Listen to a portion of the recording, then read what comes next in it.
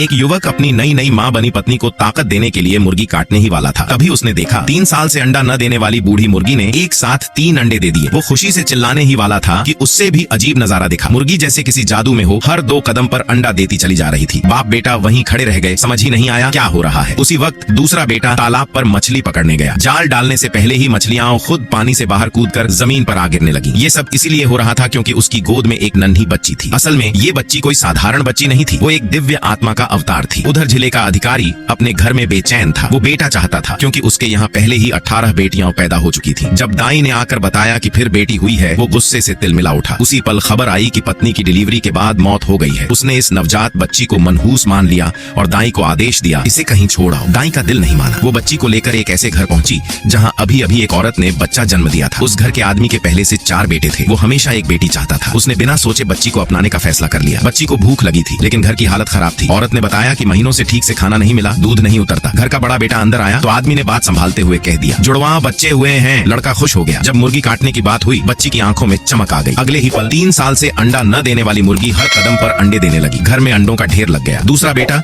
जो पहले थोड़ा मंदबुद्धि था, बच्ची को देखते ही अचानक ठीक हो गया। असल में उसकी एक आत्मा खोई हुई थी जिसे बच्ची ने लौटा दिया। अब घर में हालात सुधरने लगे। 2 भाई अंडे बेचने बाजार गए ताकि तीसरे भाई के इलाज के लिए पैसे भेज सके। बाजार में गुंडों ने उन्हें रोक लिया। पहले पैसे दिए, फिर भी गुंडे और मांगने लगे। झगड़ा बढ़ा ही था कि जिला अधिकारी सिपाहियों के साथ आ पहुंचा। गुंडे ने खुद को मारकर इल्जाम भाइयों पर डाल दिया। अधिकारी ने बिना सुने दोनों को पकड़ने का आदेश दे दिया। उसी वक्त तीसरा भाई पहुंच गया जो असल में पढ़ा लिखा और समझदार था। जब अधिकारी ने खुद को ईमानदार कहा, तभी आसमान से बिजली गिरी। अधिकारी वहीं झुलस गया। सब सन्न रह गए। घर लौटने पर बच्ची ने पहचान लिया कि तीसरा भाई बीमार नहीं, झड़ दिया गया है। धीरे धीरे उस परिवार की जिंदगी संवरने लगी। लेकिन यही खुशहाली पड़ोसियों को खटकने लगी। एक दिन पड़ोसी औरत ने चोरी से उनकी बूढ़ी मुर्गी उठानी चाहिए। झगड़ा हुआ, परिवार डटकर खड़ा रहा। जो चीज अन्याय से छीनी गई हो वो वापस नहीं दी जाती। आखिरकार पड़ोसी को खाली हाथ लौटना पड़ा। ये कहानी है किस्मत, सच्चाई और एक नन्ही बच्ची की छुपी शक्ति की, जो जहाँ जाती है वहाँ हालात बदल जाते हैं। आगे की कहानी देखने के लिए वीडियो को एक लाइक और चैनल को सब्सक्राइब जरूर करें ताकि आने वाली वीडियो सबसे पहले आपके पास पहुँच सके।